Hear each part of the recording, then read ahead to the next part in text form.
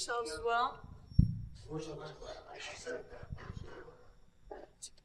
And this is our cosplay team. We have Zizzy and Weege, everybody. Please welcome them to the stage. All right, so we are going to start off pretty simple. Just some quick warm-up sketches. So what our artists are going to do is they're going to draw the cosplayers you see before you. We're having these traditional warm-ups. You know, if you've ever been to an art academy or taken art lessons, one of the, the foundational tools is life drawing. It's where people will pose for you for very short periods of time, and you have to learn how to think on your feet, or rather not overthink. You need to just draw. You need to get the gestures out of the way. You need to stop overthinking and being a perfectionist and just get something on paper. It's a great warm-up. It's a great way to just sort of, get yourself into that groove, and that's what we're going to do today. So we're going to start off with 30-second bursts at a time, drawing our characters. Now, artists, you can draw any combination of the two characters. You can draw one or the other. It is completely up to you. There are no requirements. But we're just going to start off nice and easy. AV, can I have you playing some, just some nice, chill, something like spa music? Is that something I can We'll play Jeopardy. Just have, in the background? Artists, are you ready? I'm going to start a stopwatch for 30 seconds. Right now? Yeah. Oh, it's going. All right, let's go.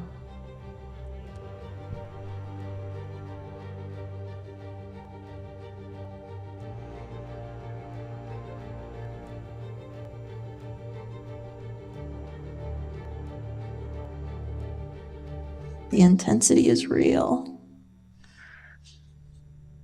I don't want to be in the way of the artists. Can you see them all? Yeah, there you go. 25 seconds, 26, 27, 28, 29, 30. Stop.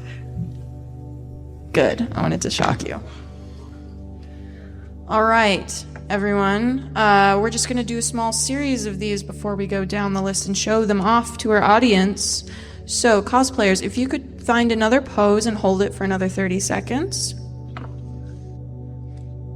Artists, begin.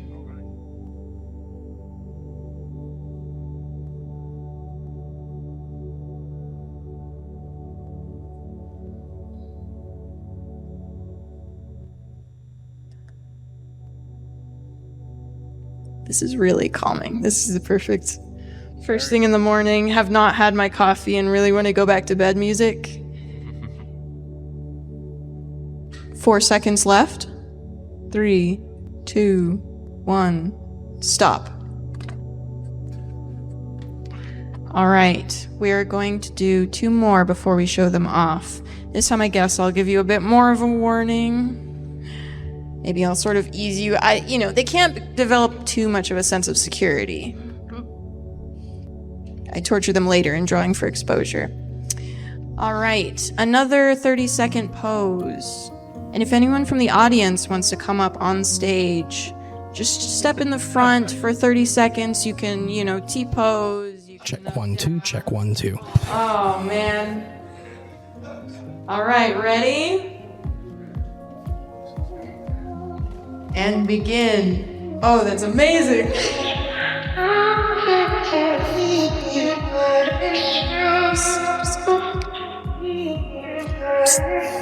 It's good.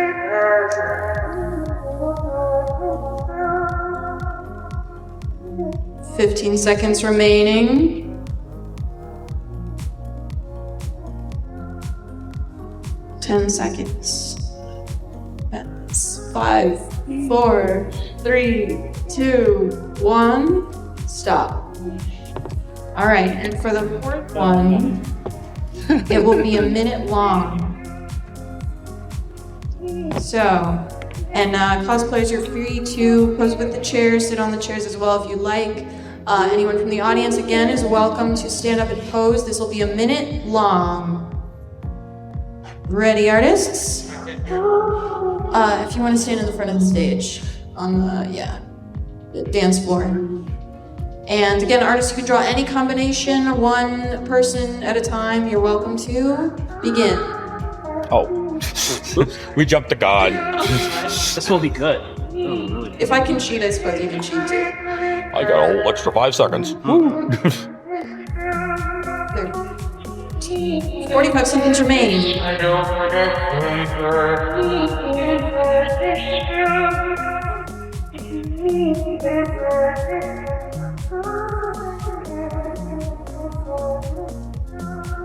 Get some good action shots here.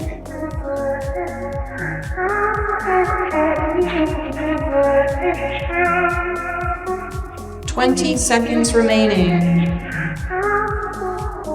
Don't think, just draw. If you're in the audience and you have your own sketchbook, you are more than welcome to be drawing along with us.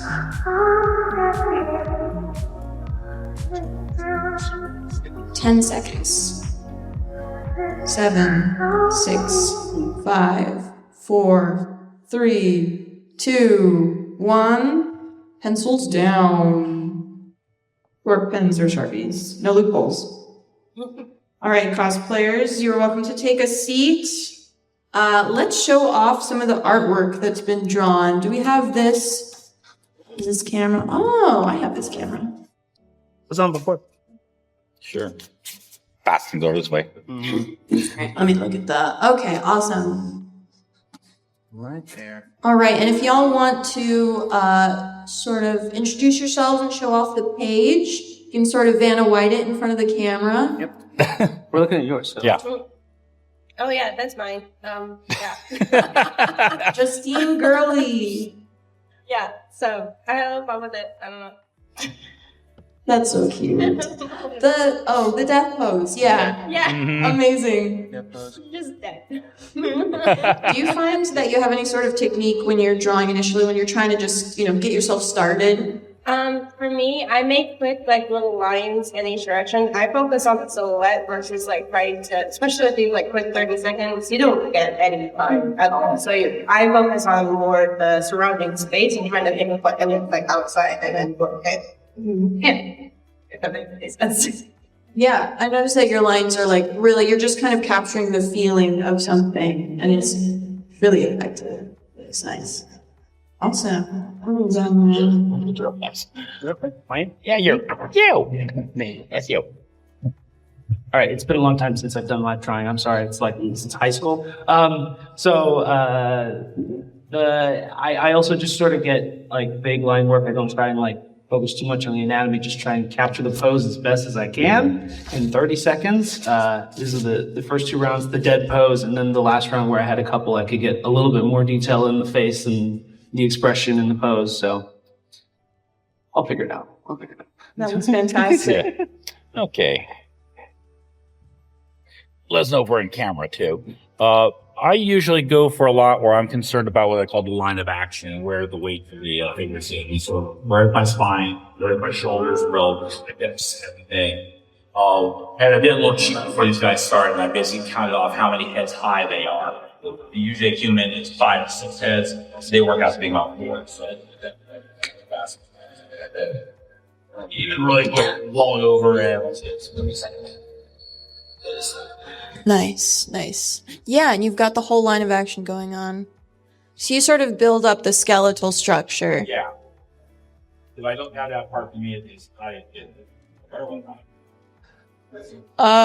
You are in frame, maybe a bit to the right? Yes. Yeah, sorry, you're left. Yeah, perfect. I drew it for green Sharpie. I don't know.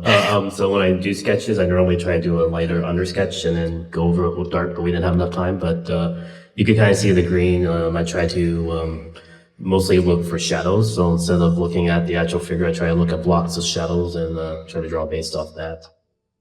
It is always fascinating to see somebody's sketching style specifically, of how some people have very, very, very light strokes. Some people have more of a, thicker outline of a character. Some people just draw in quick, sharp lines that don't even really connect to each other. And it's fascinating to see how, even from the artists at this table, the sketch styles are wildly different. Fantastic. Ask 4 artists, get 4 different opinions. All right, shall we pose again for you? Need to get, maybe we can do a little bit of each, something quick, something slightly longer. We can start off with just another 30 seconds. If anyone wants to come up to the front and pose, perhaps you will be drawn. You only have to stand up for 30 seconds. I'm going to do 30 seconds. I'm going to do 1 minute. And then I'm going to do 5 minute. So if anyone wants to stand on the dance floor area on the front, you are welcome to pose for us. All right, I'm going to start off with the 30 seconds. You're welcome to start. Okay, pose. This is a 30-second pose, so you can do something wild. Like stand on 1 foot for 30 seconds. 15 seconds remain. 10 seconds remain. 5, 4, 3, 2, 1. Awesome. All right, we'll do a 1 minute pose. So anyone that wants to pose for 1 minute is more than welcome to. Are you ready?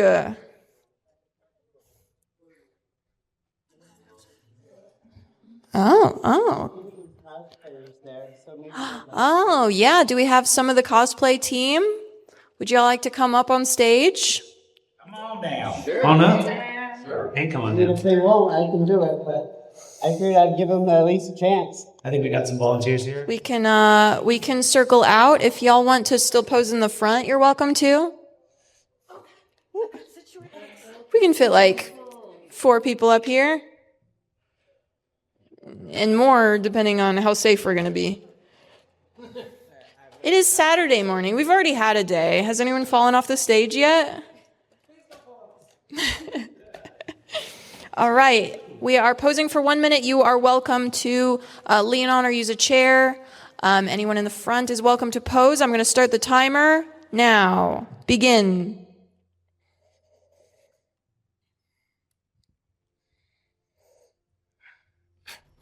Oh, thank you.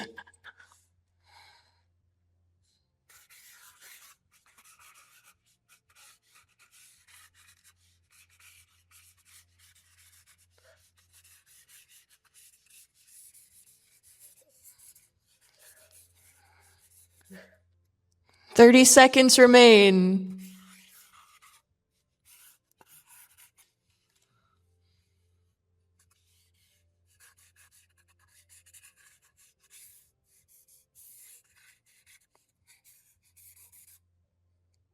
"15 seconds remain.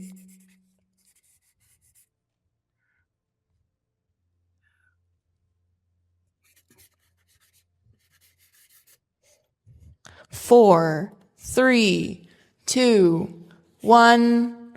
Pencils down. All right, as we prepare for our 5-minute pose, artists, would you like to show off your artwork? Oh, that's fine. You want to go over to Karina? Yeah. I'm already in front of the camera, but we can go. This was the first one with the 2 rows together. Can you put it a little... A little over here. Yeah. There we go. We got our 2. It's really light. I'm sorry. They're put their hooves together. This is the other one with the posing with the heart, the cupcake dress. Cute. Was that visible? Should we put it a little closer? Let me see if we can maybe. You can angle it because it's reflecting off. It's of like- That's why. Tilt it. There you go. Yeah. Oh yeah, I see. There we go. I have old I man used very hands. light There we go. This time. Nice. Yeah. Usually I do a light sketch layer as well and go over with dark. And yup. Good use of the light Sharpies, too. Oh, nice. Yes, very much. A tribute to fast food workers everywhere. Wasn't me? Great. That looks great. Yes. I also did Mr. Cake. Yes. Could you move it to the right a little? I need to Yeah, nice, nice. Mr. Cake got some fan art. Sweet. Choco?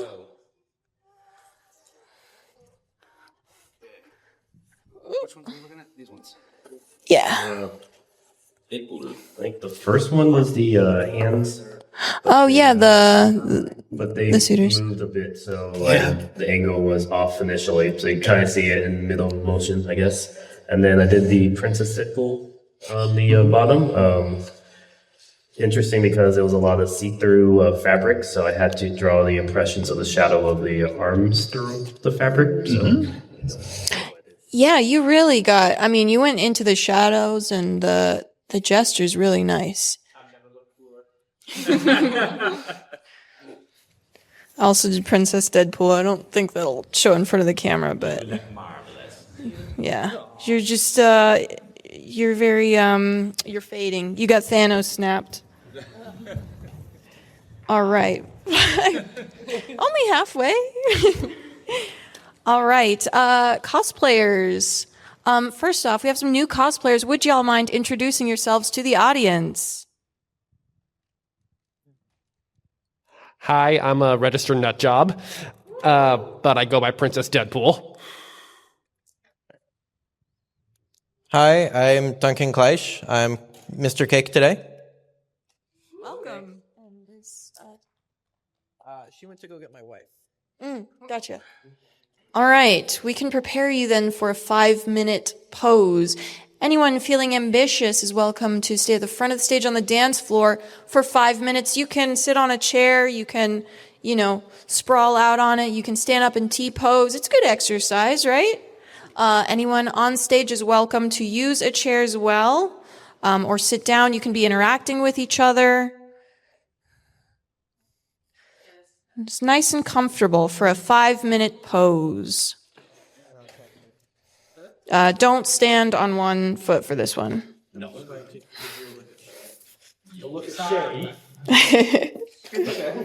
Evenly as you can. Nice. We need 2 cameras next time so the audience can have both sides instead of just butt shots, but Sometimes you don't get enough opportunity. yeah. I don't want to block anyone behind me. Is there anyone posing behind us? No, you're good. And any artist in the audience or anyone who just wants to challenge themselves is welcome to draw along. I'm going to start the timer for 5 minutes. Now.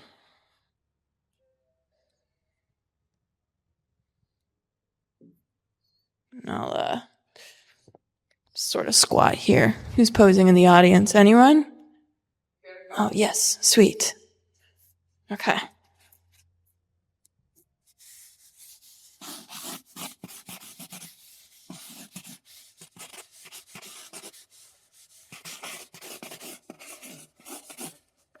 Standing still for 5 minutes is harder to do.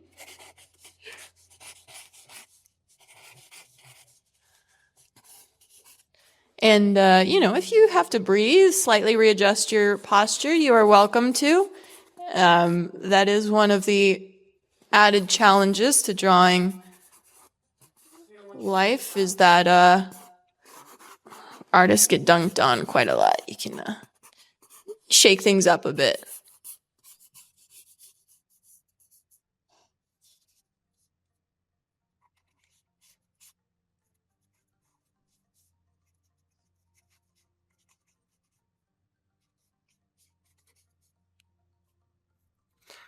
One minute has passed.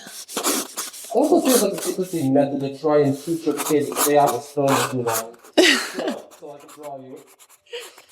A great lesson in patience and, it's like the quiet game.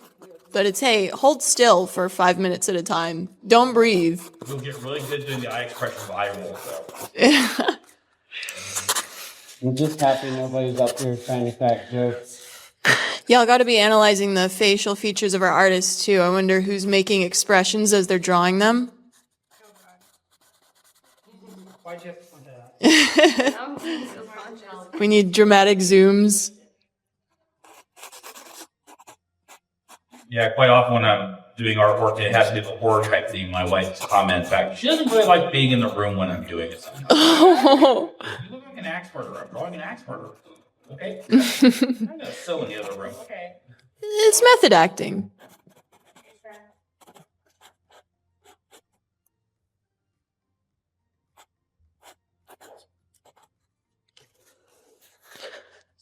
Two minutes and a half have passed. So, 3.5 left.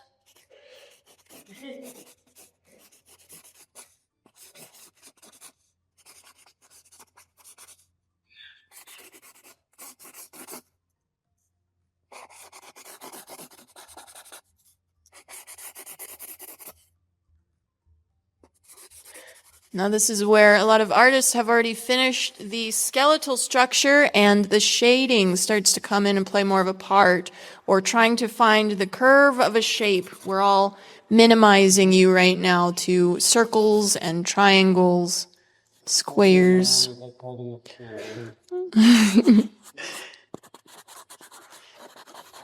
You are human no more. You are now a series of shapes.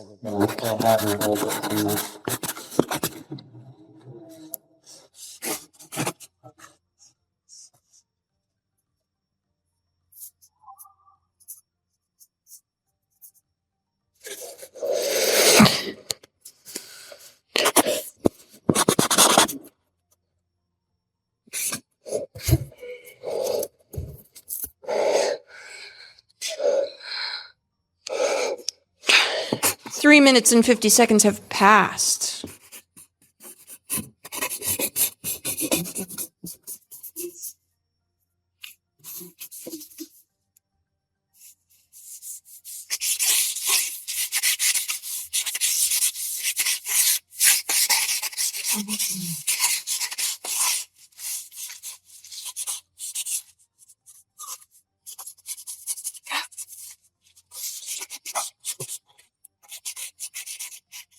All right. Guys are doing great. 30 seconds remain. And don't forget to breathe. Yes. If you need to readjust yourselves, you are welcome to.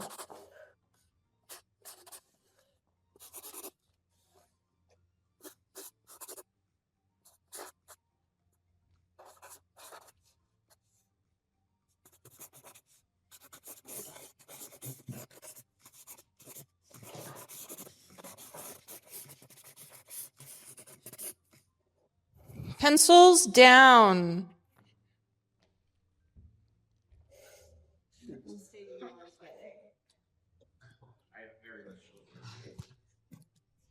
All right, artists, can you show off your drawings and describe the pain and terror that you felt? Bravo. Nailed it. Fantastic. Oh. Wow. Oh my god. I love that. That is. Am I? No, I'm going off. Sorry. That's wonderful. Oh. There we go. From Justine Gurley. Amazing. What was your process for this? What was your secret to making this piece so beautiful? So with complex like stuff with like foreshortening and stuff like that, I like to map out where my feet, the arms, and the hands and the top of the head are. So I can again build out then in. And then the first thing to always get down is your feet and your hands, because the arms and the legs will kind of follow where the feet and the hands are. So that's usually best to find placement for that first, and then worry about detail afterwards if you have time. So you kind of find an anchor point, build off from there. Can you explain to the audience sort of a basis of foreshortening and Foreshortening is one of the hardest things when it comes to figure drawing, because it's, when something is in front of something else, and so trying to be able to show that depth is incredibly hard. The biggest thing is overlapping shapes and line art. If something that's closer will probably have thicker, darker line art, and you'll have lots of overlapping shapes. So for example, like with my arm right here, you can't really see this part of my arm. So you draw the full elbow to the end right here. Or if it's down here, you'll have the muscle pulling in and pulling in because the muscle attaches up here, doesn't end right here. So, And quite often in foreshortening, the problem you won't make, like, if you got a hand forward in the picture, a lot of times you won't draw the hands large. Like, that's gotta be too big of a hand. Like, no, actually, it ends up looking gigantic in certain angles. yeah. Great work. Okay. And all I know is I have a donut waiting back at my table, and this guy's making me hungry. Okay, Wow. oh, those are real? Not the vegan square site. Not vegan squares, okay. Because it's all Right, so Thank thank you. You said you're hungry. One of the things that when I was learning light drawing, they deliberately told us we could not actually draw the entire figure centered on the paper. We had to run the figure off at least one corner of the paper.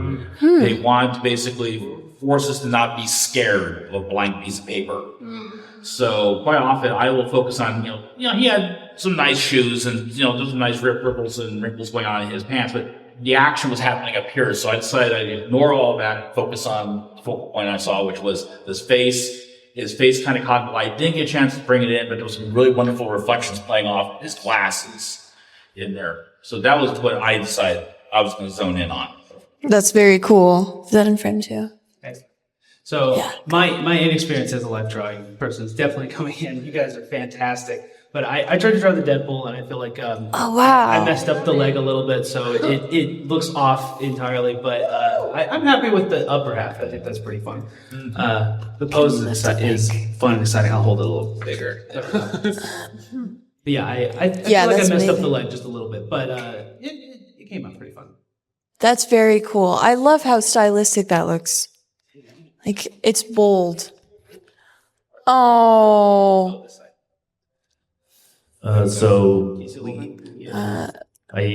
Justice. In class we did oil life drawings as well. So we worked on big canvases. So I guess it was good that we had a big poster board for me to kind of work on. So it's better to try to get the broad strokes using a lot of your elbow and shoulders to draw. I also have a very big Cintiq at home that I normally draw on, so it's better to try to draw bigger. That one I was trying to capture a lot more of the shadows, especially how the folds went. It's very interesting because from my perspective, the fursuits were lit from behind. So as opposed to trying to draw the edges or what would be the outline, I tried to mostly center around the shadows because from this perspective, all of them actually have white outlines. So that was what I was trying to do with mine. This is really nice. So yeah, if you see the different layers here, you can sort of make out the green sketch lines and then how it was later refined with the black Sharpie and the shading. How you kind of contoured it is really nice. These look amazing.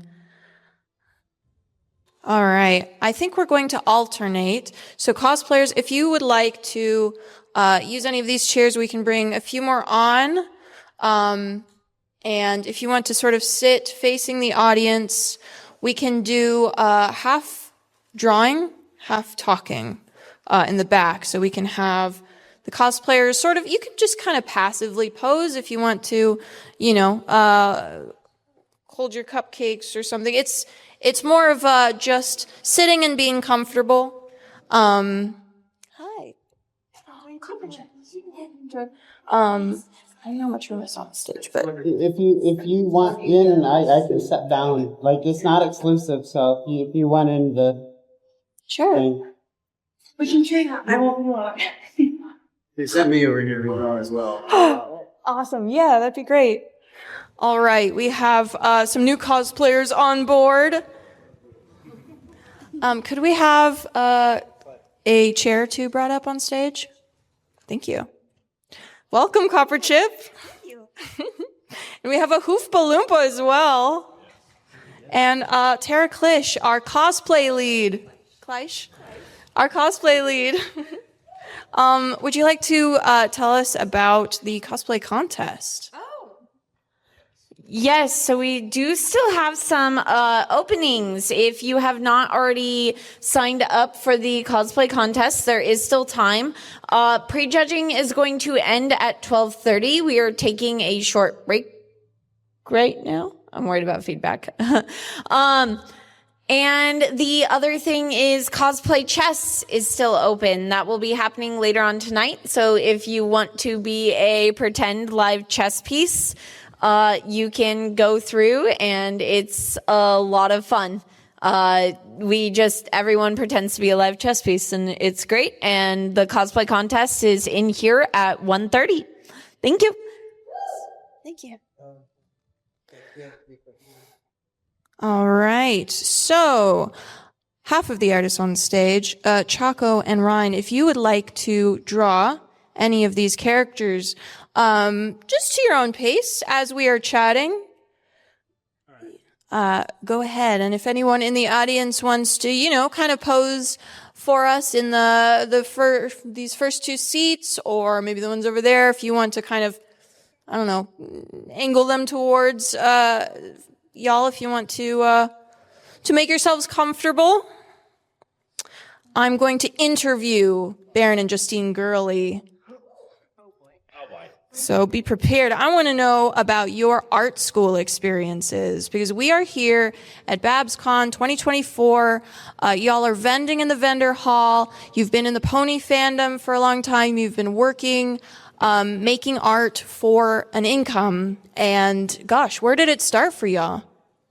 Let me go way back to the very beginning. I apparently started drawing when I was 18 months old, or what happened was that someone accidentally dropped a mark slot marker in my crib. I somehow got the lid off the marker and proceeded to decorate the entire inside of the crib, including myself. Apparently there's some very embarrassing photographs of a baby like all over its face.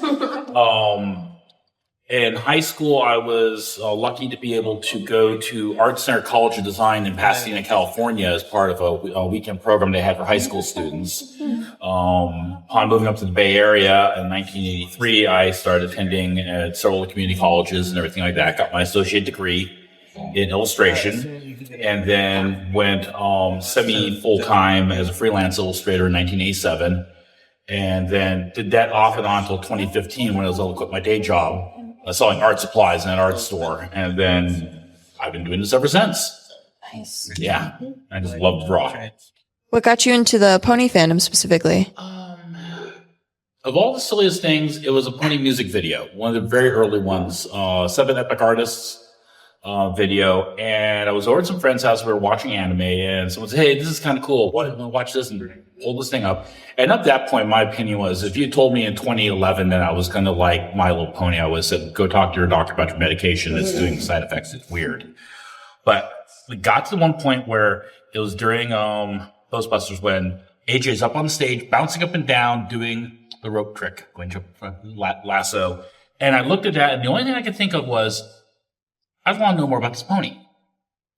And then a couple of months later, I found out that one of my friends, who I never would have thought would have been MLP, was a huge fan of it. And I went over to his house, and I said, "So there's like this show about ponies? I wouldn't mind watching an episode." And they said, "Okay, we put the first one on. In the Magical World of Equestria, book opens up. Okay, there's the first episode. Want to see the second one? Yeah, sure, why not?" About 4 hours later, it was like, okay, I think I need to go home. So I went home. Next day, I went on YouTube, found the series, and basically binge watched it. And it's been like that ever since. And it was a really great thing for me because I was going through a period in my life where my wife and I's first company had basically failed, and we were going through a bankruptcy, and a lot of stuff was happening in my life. And it really was that when I'd watch the series, I could feel my blood pressure drop. And to this day, it's still one of the things I watch. I go, and I feel my blood pressure drop. And so I love drawing it. Wow, nice. That's quite an adventure. Justine. Yes. Oh, as I break the microphone. Tell us about yourself and your journey. Yeah. Do you want me to tell you a bit about my art school experience as well? Yeah, that'd be awesome. Yeah. Okay. So I actually just graduated back in December. I went to Academy of Art University, which is in San Francisco. So yeah, I graduated there. My degree was in visual development, which is kind of like concept art for animation, games, film. My focus is mostly animation. I'm currently working on a Pixar co-op doing some environment art for them. So that's a pretty fun, exciting little thing. But what got me into the pony stuff was, I liked it as a kid. Obviously, I played with the toys. I was obsessed with them. And then when I was a teenager, the show came out, the new one. Or not the new one, but, the one that we all know. And my friend that was like a teenager, and I was like, "You watch My Little Pony? It's so cringy. Like, you're 15. What are you doing?" But then after watching the show, obviously, I was like, "Oh, okay. I can see why you like this." And then me and my sister became pretty obsessed with it, and that's what got me into actually drawing in general. Was drawing the ponies from the show because I wanted to make my own OC, like insert like idea into the show. So I started like drawing them over and over and over. And then eventually I found DeviantArt. And then I joined the community through there. And that's kind of what got me into art in the first place was My Little Pony. So, yeah. Those were the days back on DeviantArt. Literally, oh my God. That was so much fun. Yes. I miss that. It was a lot of fun. I would just post all my silly pony drawings, and I didn't care if I got likes or I follows. Like, it was just so nice. But that's what made me want to pursue art as a career, because it's my passion. Yeah. That's awesome. It's cool that ponies had such an impact on your life in that way. Huge impact. And it's kind of cool because the style that I draw them in, translates extremely well to the Helliverse, the universe there, because I don't know for sure, but there's definitely some influence. There's definitely some crossover there with like the fandoms and just like art style, and the artists who work on the show. Most of us are also bronies. So there's some former Babs design team used to also worked on Hell of a Boss and Has Been. So yes, there's shout outs. But yeah. Very cool. And if you want to learn more about background art, I actually have a panel today at 1:30. You can learn about what that's about. What's it called? It's called Being in the Background of Animation, because it's quite literally being in the backgrounds of the animation. So yeah. Awesome. Y'all should go check her out. Let's see. So back in those good old DeviantArt days, do y'all remember the General Zoids, the OC makers, all of those OC memes, the draw yourself, the first month of your birth determines the color of your OC's hair, those kind of drawing challenges. Those are still happening on TikTok. Yeah, they are. Oh, TikTok. I just remember Artist Training Ground on yeah, that was fun. Yeah. They still host that. They do. I'm awful at keeping up with those. How do on y'all? Tumblr, there was on Pony Tumblr, there was the weekly art challenge as well, where they have a prompt and you had to draw within 30 minutes. Were you part of that? Yeah, I think MXC Original was the guy who ran it.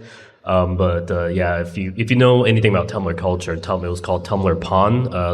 The bronies on Tumblr were the first to kind of start the Ask Blog thing. Mm-hmm. Yeah. And then, so having fun characters ask questions and you draw responses, and 30-minute challenges were a big thing that kind of got a lot of us started before cons really became big too. Nice.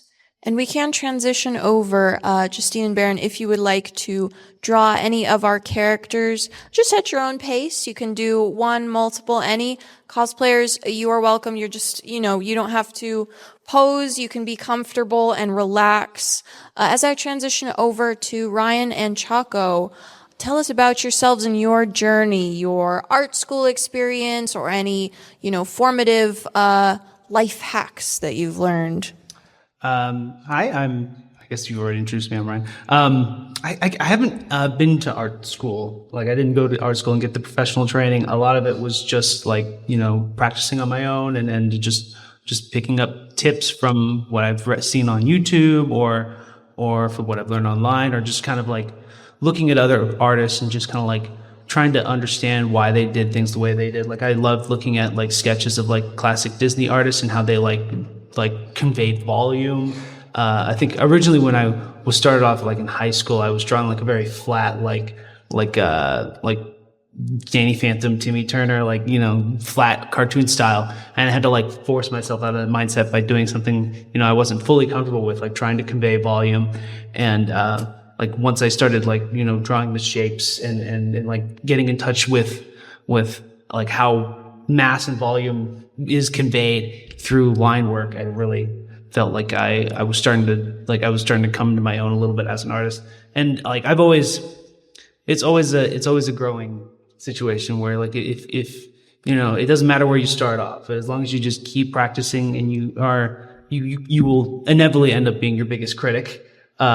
You know, oftentimes you need other people, and he's like, no, it's not that bad. I'm like, it's not good. It's not good at all. But it's a growing process. You know, like I can look back on art I did a couple years ago and be like, I'm not happy with that. I feel like as long as you keep pushing yourself, you can, you know, you will always grow as an artist. And I think that's really cool.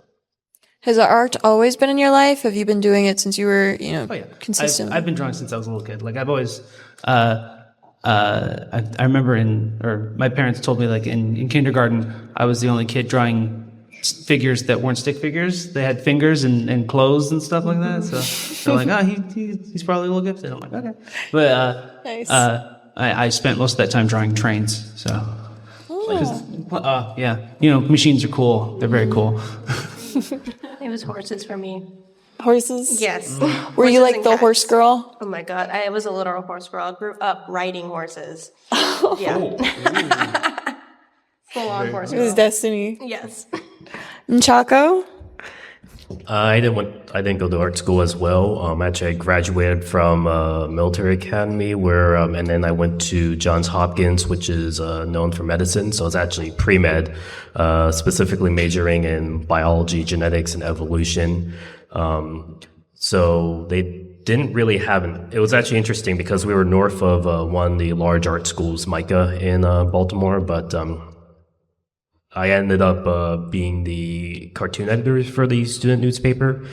And I guess they had some small art classes, so I did take some oil painting classes and stuff. And all the professors told me, oh, if we actually had an art major, you probably would be the first to get it. And funny enough, the year I graduated, they actually created an art major after I left, so I probably deserve that.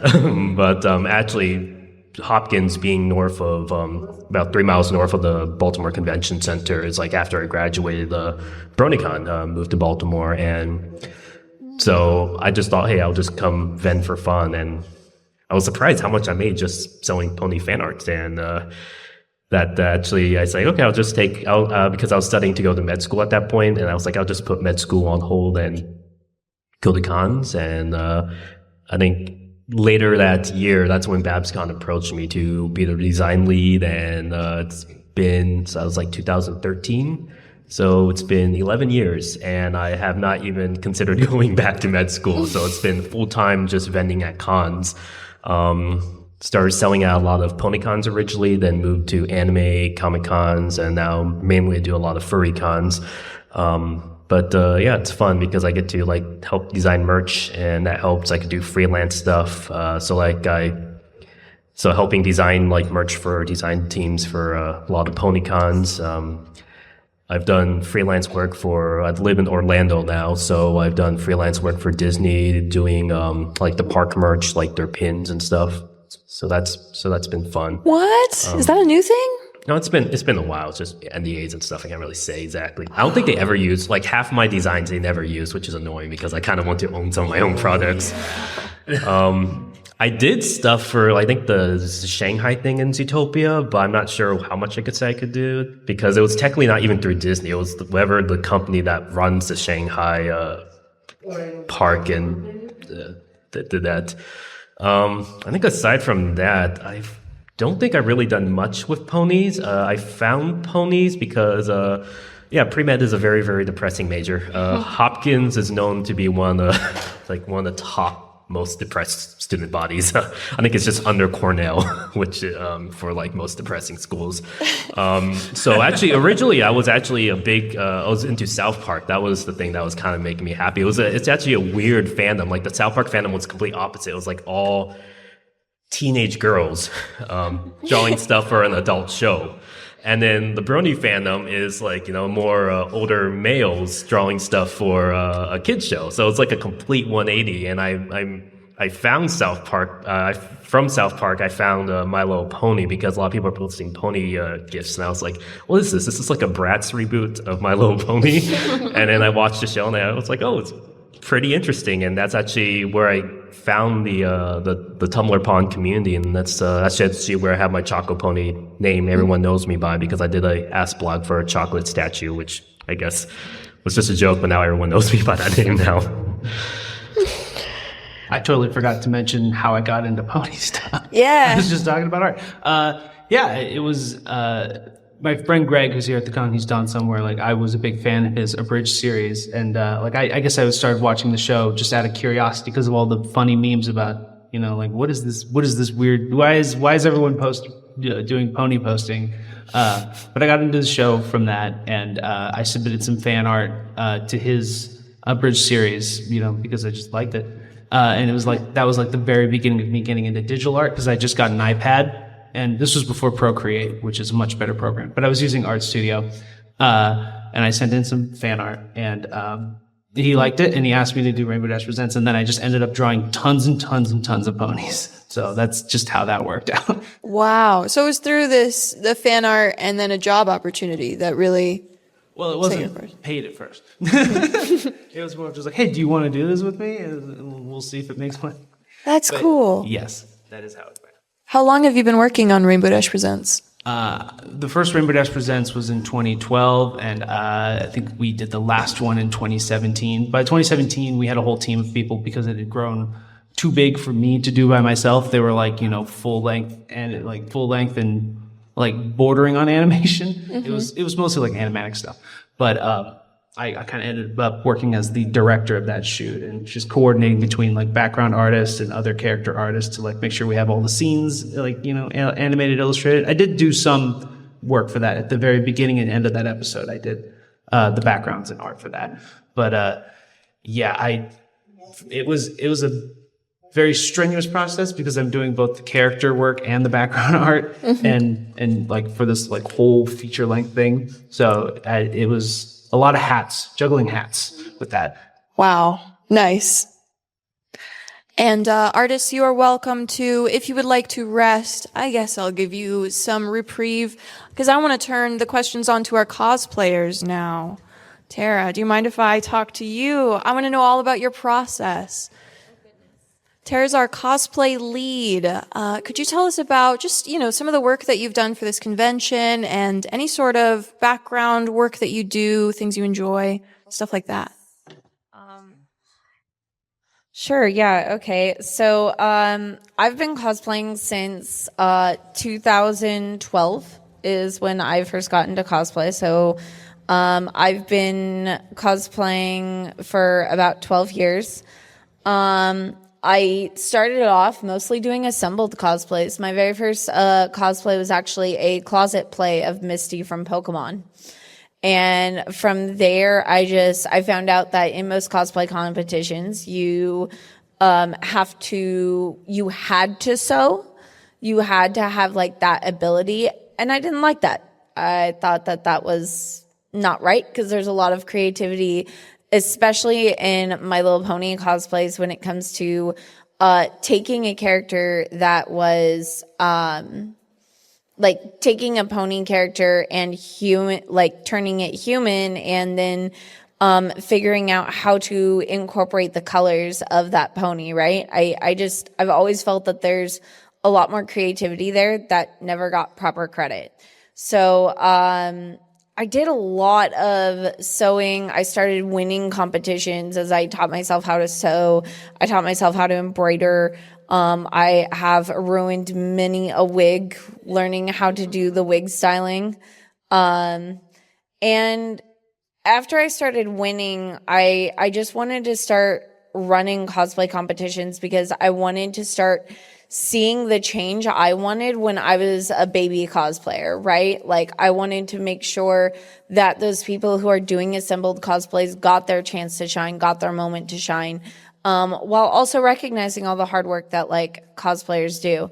Most of the mascot costumes that you see were, most of them weren't made by me, but they were assembled and put together by me based on the beautiful art of our design team. I was sent some concept art and then I was just scouring being like, how can we bring these awesome characters to life? And I think one of my favorite cosplays that I've ever done was actually my friend is an artist named Inky. She's got a booth in the vendor hall and she did a beautiful Izzy Moonbow that had a skirt with buttons all over it. So I guess the inspiration really varies depending on, because sometimes I will see a piece of art and I'm like, that, I want to do that one because I really appreciate how the artist brought them to life and anthropomorphized them or brought more human elements. And yeah, I don't know what else to say. Yeah, that's each cosplay is kind of its own unique journey, I think, every time, and I think every cosplayer can relate to that. So Thank you. And Copperchip, you are on our theatrics team. Can I ask just about your process as, these characters around the convention have been really bringing the theme to life. It's fascinating to see something that I designed the artwork for the mascots this year in their costumes and then passed it along to Tara, who then, made it real, made the costumes, and then theatrics brings them to life. It's such a long and, labor of love from each step of the way. And, so from a theatrics point of view, what has your process been like? So, I have been really lucky these last 2 years to come in and portray Copperchip. I've very much enjoyed it. A lot of you probably don't know me. I've been very quiet. My name is Volti in the fandom. I have loved theater since I was really little. And my husband started off cross-dressing originally. And he was a little nervous to do it on his own. So I said, okay, well, we'll go to these conventions and cosplay together. And that's how I started getting into it. But I have really, really enjoyed being here and being able to be a part of such a wonderful fandom. Inspiration-wise, just like Tara said, just looking at all of the amazing art has been incredible. And it was how I first found the fandom. So, yeah. Mm-hmm. Box, would you like to talk about your experience as a Hoofpa Loompa? Oh yeah, I also did the Oompa Loompa makeup. Anytime you see an Oompa Loompa, that was me. It's amazing. I need to watch videos of opening ceremonies. I heard it was great. It is so cool to see all of these different pieces come together. All of these artists that you see are vending in the vendor hall. We have different, would y'all like to give us your table number or sort of the, direction to walk into in the vendor hall to peruse your wares? I am sharing a table with Twisted Sketch, so if you see Twisted Sketch on there, I'm right next to her. I'm right next to Andy Price's table, and I think everyone knows how to find Andy. And between that and Sophie Scruggs. Nice. I don't remember how it's organized. It's when you walk in, like right in front of the door, so we're not too hard to find. It's the table with a bunch of DVDs on it. The Rainbow Dash Presents DVDs. So nice. Greg and I. And then I guess if you look past their booth, mine's the one with all the flags in the back. I think it's L2, L3. Mm-hmm. All right, we have... In theory, I'm supposed to be H9, but they rearranged the room. Yeah, just in the direction. And at the end of this panel, if y'all would like to, get any information from our artists, our cosplayers, our actors, feel free to follow them. Give them some exposure on Twitter, y'all. We have about 30 minutes left, so let's do a 30-second pose. just to get everyone back on their toes. Do we want to show off what we've been working on this past little Yeah. website? Oh my gosh. Yes. Yes, absolutely. All right. Pass it on over. If y'all want to. Oh my gosh. Y'all. That's what happens when I don't have the pressure of the time where I'm like stressing out about it. Gorgeous. I love the thick liner they use to accentuate shape and shadow. And the gesture lines. Can we move it to the right a little bit? Yeah. All I saw was the back of their head, so it was a little tricky. Nice. Yeah, and that's focusing more than on the clothing, the wrinkles, the hair. That's really cool. Wow, that's beautiful. You're going to sign your artwork, right? Sure. I've been trying to get better at doing portraits, so I decided I would Wow. focus on, just these two, because they kept on turning out. I was getting these very fascinating light, shadows, rim lighting, and everything like that. So I decided, let's take a stab at it. That's incredible. Can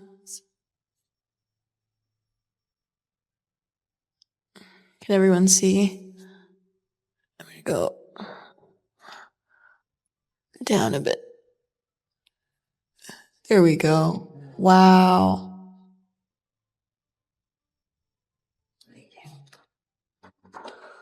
I was looking in this direction at the Oompa Loompa hair looks really cool with that light right behind it.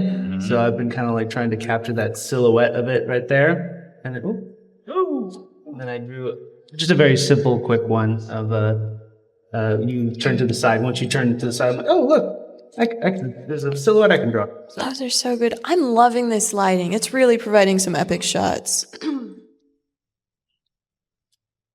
Digital artwork. Yes. Okay, yeah, this one's perfectly in frame right now. So I guess I use Paint Tool Sai as my go-to. I think that's the only program I've been using. Find a stabilizer that works for you. I use S4 as my setting, and that's the one I've kind of been used to. These are just quick backhead sketches. Not sure if I could, it's kind of hard to. If you want to.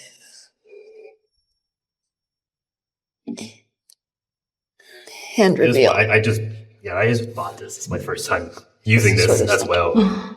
So I don't even know how to use this program. Oh, did I erase them all? Oh no. Paint Tool Sai didn't work on Mac when I first got my tablet, so I started with Fire Alpaca, the free alternative. Clip Studio is one I'm trying to learn. I'm trying to. I've been trying to for years. Trying to see the color one. Oh. So yeah, you can see Beautiful. copper chip color right here. Kind of, yeah. There you go. I have to use Gorgeous. Oh, I actually like Photoshop for some things more. I like Photoshop for some things. And There's a quick line art of one of the fursuits. There you go, cadence. So. No. Also, there's so many tools in Photoshop. Amazing. All right. Are y'all ready for a 30-second pose? 30 seconds. We're going to need some. Do you have anything, AV, maybe a little more antsy? A little crazy? Some for 30 seconds? Yeah. The anticipation, Willy Wonka, I don't know. Something you have on hand. I'm going to start a timer for 30 seconds. And if anyone, again, in the front wants to stand on the dance floor and pose for us for 30 seconds, y'all are welcome to. Do you want to? Yeah, I think you can all fit. Yeah, it's 30 seconds. I'm going to move this chair back a little bit. Have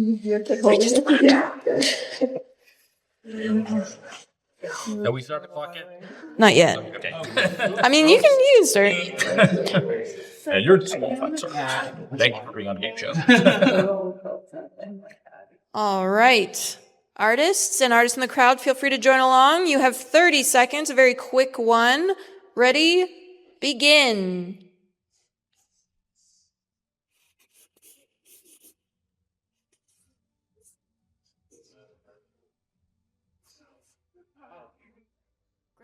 choice, AV. Thank you.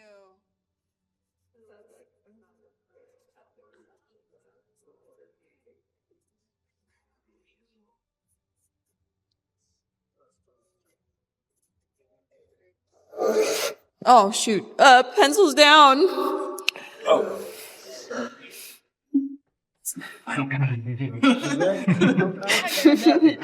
All right. Let's do one more 30 seconds. Are y'all ready? And pose. Begin.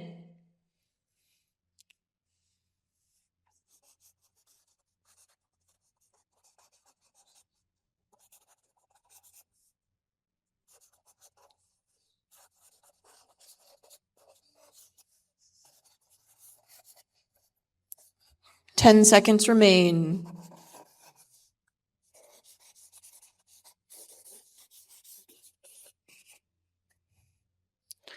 Pencils down.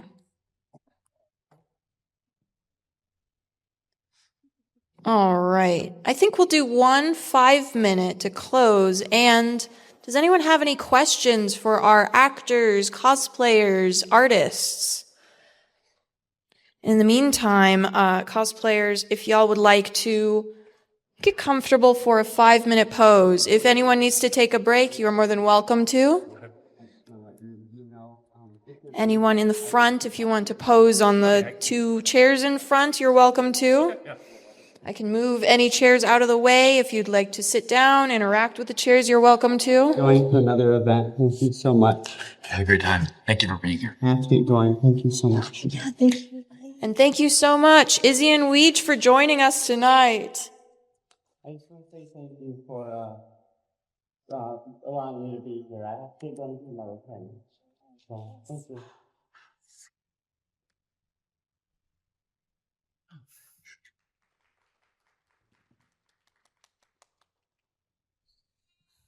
All right. While people are getting ready, actually, artists, you can start drawing. I'll start the timer for 5 minutes.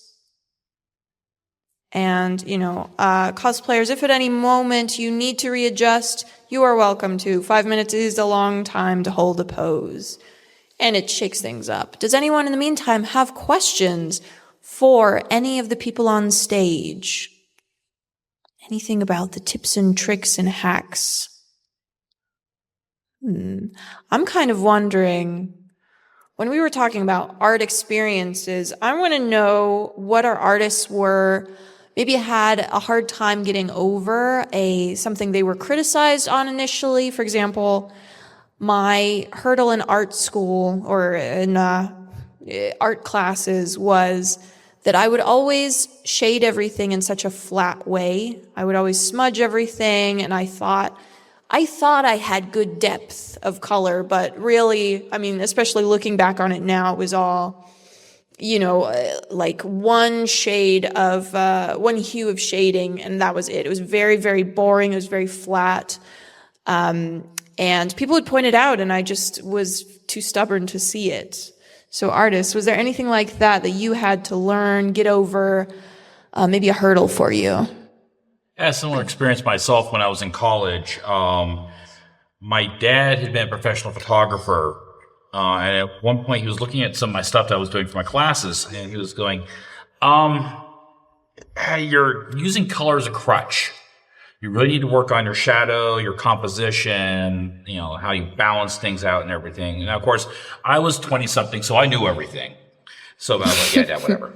And then after about a year and a half, I came to this realization that, he might have been right. And so what I had to do is I had to start hanging out with studio photography classes, students and everything.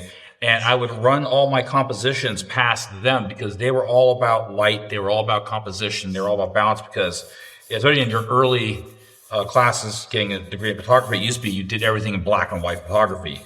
So they were really good ones to kind of reality check my work. Wow. Nice. And I started studying lots of Ansel Adams photography because the guy could take those amazing black and whites and make them look more dynamic than a Kodachrome. For me, I always used to make my arms too short. They would always be just a tad bit too short and it would look weird. Until I realized when I was taking one of my figure drawing classes, one of the tricks they taught us was that the elbow is usually about belly button length. And that really helped me figure out the length of my arms and where they need to be as far as relation to the body. And also just like figuring out points like that, just anatomy wise, like, okay, well, usually, this part of the body will relate to that part of the body, like with the elbows, and that the top of the ear is usually about where your eyebrow is, the bottom of the ear is usually about where the bottom of your lip is. Those kind of things really, really help. Chaco or Ryan, were there any things that you had to overcome, or maybe even if you don't consider yourself masterful at it now, is there anything that maybe is harder for you in art? I would definitely say anatomy is always a challenge, like knowing exactly like the right length of things. Oftentimes I will rely very heavily on like a sketch layer that I can like redraw multiple times to get fine-tuned perfect before I go to final lines, which, makes this skill very difficult. But that's definitely something even I struggle with now. But back in the day, I was definitely struggling with composition as well, or making sure that there's enough depth in a drawing, like visual, with color and light. So one thing that a trick I learned was you should turn your art into black and white. Like if I do digital. So with digital, you can just turn it black and white and make sure that everything in your image is still, like you can still make it out. Like what's the outline of this? What's the shape of that? And it kind of teaches you how to use different tones properly to get a lot of contrast and depth in your compositions. Nice. Also, pencils down. I guess for me, looking at art is, I think, learning to flip on your canvas, flip it the opposite way to see if the faces look good. Because I think when you draw something really good and then you flip it and the faces look completely off, that's something that will help you learn to make it look good from different angles. Also, make heavy use of rotating, whether it's a paper or your canvas, just rotate it. Try to approach it from different angles. Especially for me, I have issues with hands, so I'm always just looking at my hands trying to pose it. But yeah, just look at the shadows and lights for the hands a lot. You're talking about doing the thing with making things black and white to see your color. There's an old trick that goes way, way back where we would take a piece of what they called ruby lith film, which was a clear, transparent red film, and you'd flop it down over your work, and it would very quickly you can go, it's mud. I need to pop the contrast here and pull it the other direction. The other thing was a trick, which now I do it digitally, but I used to do it back in the day by going in the bathroom, is you'd look at a piece and you're going, there's just something wrong about this face, or something's out of balance or something like that. Here, go look at it in a mirror, or take a photograph of it, then go and your phone thing, then flip the thing and mirror it, and then look at it and say, oh wow, yeah, there's this weird thing that's happening here, this distortion. I can't see it when I'm just looking at it because I'm seeing it as a face. But once again, when you break things down to just their shapes, you go, uh-oh. Yeah. It's so easy when you're looking at somebody, you don't immediately, you pick up their facial features and sort of the general shape of them, but it takes a certain amount of understanding or just practice to turn someone into, all right, circle, triangle. You have to see exactly where the line of motion is, the anatomical structure of the person, of the body, of the shape. And it's very hard to do that when your brain wants to autocomplete. It's a human. It's a human. What are you talking about? So yeah, sometimes when you're drawing, you have to flip your canvas. Sometimes when there's an exercise where you will take your reference, print it out on a piece of paper, and then flip it upside down.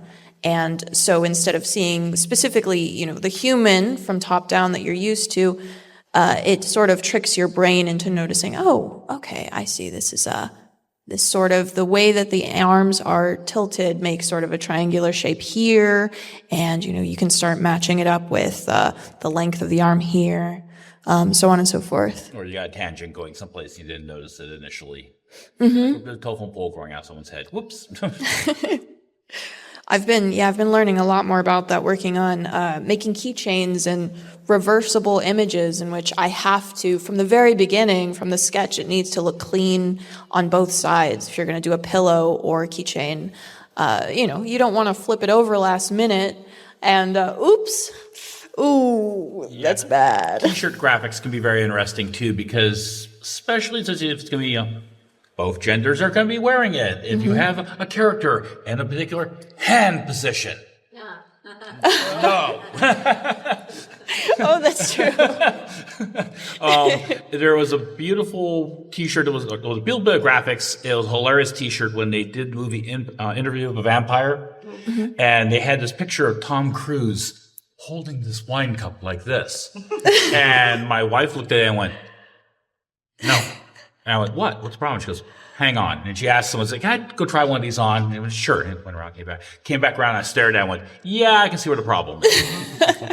Maybe some ladies are perfectly fine with Tom Cruise doing that. But you always ask first. You always ask for consent. And Tara, from a cosplay perspective, is there anything that you've had to overcome, specifically things that were the hardest for you to learn? I think it's I think there's obviously definitely a learning curve. I'm just trying to think of like what my hardest, when I first learned how to sew, adjusting tension on a sewing machine to avoid puckering and stuff, or like getting those bird's nests. I really think that sometimes it's just the basics that are the hardest to master, but they're so important. Everything from like rolling your hems, because, it's not fun work. It's not the fun part of doing cosplay, which is obviously the dressing up. It is like just hours of, like, in some cases with very elegant cosplays, it's hours of tiny just rolling and pinning and blood sometimes and bleeding. And you get faster at it with practice, just like most things. But I think the hardest part about when you start diving into the craftsmanship of cosplay is you have to recognize that you have to have a level of patience, and you have to really love it. Otherwise, you are going to get very angry. But it is also very rewarding. So yeah, I guess the very basics is where I really struggled. And then same with wig work, learning to be patient and slowly brush out the wig that can take hours and hours of time before you can even touch it to start styling it. Like, especially with curled wigs, going through and manipulating the plastic. And then if it doesn't sit quite right, you're starting again from square one the entire time. And it's a lot of monotonous work, which I think I still sometimes struggle with my costumes to be like, okay, I'm done. I can't, and I have to walk away from it. I actually have to get going too, so. Thank you, Tara, for joining us. Our cosplay lead, everyone. There's a... Okay. And could you tell us, Volti, about just the process, and maybe, if there's anything tricky or something that you've had to work on for acting, and also the most rewarding thing? Yeah, I'm terrible at improv. It is not my strong suit. So I'm learning a lot and having a blast. It's very good practice. The biggest thing, I think, is, as someone who leans more toward being a perfectionist, trying to remember to let go and have fun, because that's the most important thing, and not worrying about, what if this happens, sort of thing. So, yep. The most rewarding part is definitely meeting so many new people, knowing that I am part of a team that really cares about what they're doing, and that's always amazing. Thank you. All right. Everyone, can you please tell us how to find you guys on, socials? We know where to find you in the booth, but is there anything maybe you're working on that you want to shout out? Any panels this weekend? Well, I mentioned it before, but I have my panel at 1:30 about background art and animation called Being in the Background of Animation. Please feel free to stop by and be talking about some fun stuff, kind of going over the process of background art, because I think it's pretty not really well known about how all that works, and there's a lot of complex stuff to it, and it's just really interesting. So I'm gonna go over that, and feel free to drop by my table. I'm selling some cool prints. I've got some really cool, husband hotel stuff. I've got some really cute stuff on ponies. So yeah. Oh, and I got a fursuit that I'm selling. So there's that I made. Ooh, that you made? Yes, that I made. Oh, heck yeah. You can find me at DeviantArt, Baron Engel. It's very, very straightforward. I'm also on Fur Affinity. I'm under Baron Coon there, my old fan name. You can find me on Blue Sky and on Tumblr. Once again, just look for Tumblr, search for Skybrush, and you should be able to find me. Oh yeah, and then my socials, you can put that under the camera. Oh yeah, the camera up here. So I'm Justine Girly Art on Instagram and Floofy Draws on Twitter. Yeah. Oh, there's a QR code. You can do it. And at the end, y'all are welcome to come up and, get autographs, find them at their table. Also, I stream on Picardo every Saturday night. This usually be a stream night for me, but oh well. We're doing this. Brian? Hi. So all my socials are under the alias Petarep. That's, I guess, like that. Petarep. I'm not working on anything too big right now. You can check out some of my other work though, like my non-pony stuff. I have some like music videos that I've done like full animations for. One cool one is called Cumberland by the musician Ben Limpick. If you look that up, it's a really fun music video that I'm really proud of. So I recommend looking it up. Oh, also I have a panel at 5:00 in the Grand A. Is that what it's called? Grand A. Yeah. About digital art and how to kind of like monetize and kind of like make money off of digital art. So if you need help with that. Awesome. Chaco? Enough said. Whoa. You could find me at Transform Artiv on Twitter. On my YouTube channel is also Transform Artiv. I actually talk a lot about just the history of art and storytelling, as well as history of other stuff. One of the history projects I work on is the Convention History Project, and I'm doing a history of the BronyCons at 9 p.m., so right after the vendor hall closes. It's called Where the Magic Happens, the History of BronyCons. It's going to be in Grand C. And if you want to see me outside my art and history stuff, I go by Bash the Pinata. I'm the Pinata fursuiter you might have saw in the Baja Blast commercial. Find me at FurryCons. I'm the big blue Pinata walking around. So. And artists, can you also show off your 5-minute pieces? Volti, how can people find you on socials? Is there anything that you'd like to shout out, or any theatrics performances you'll be a part of? So I'm actually native to the Seattle area, and I'm looking to get into some theater there hopefully soon. I am not very active on social media, but I do have a Discord and Voltiply on there as well. So that's all. And yeah, camera's going. Box, do you have anything you want to shout out? He's a Hoofpa Loompa, everybody. It was a great pose. It was an awesome pose. We got several angles. We got 3 different angles. Yeah. Oh my gosh. Yeah, y'all have to sign and take photos of your artwork. I want to see all of these. Awesome. This has been Art of the Dress, everybody. Thank you so much for being a part of it. I hope you have a fantastic convention. If you want to see me torture more artists tonight, you should go to Drawing for Exposure. And if you have any candies you would like to share, we have a candy share this afternoon. It's in the con book. I don't know where they are. But thank you so much. These are our artists, cosplayers, theatrics performers, hoofbaloompas. I hope you have a fantastic weekend at BABSCon 2024. Thank you so much.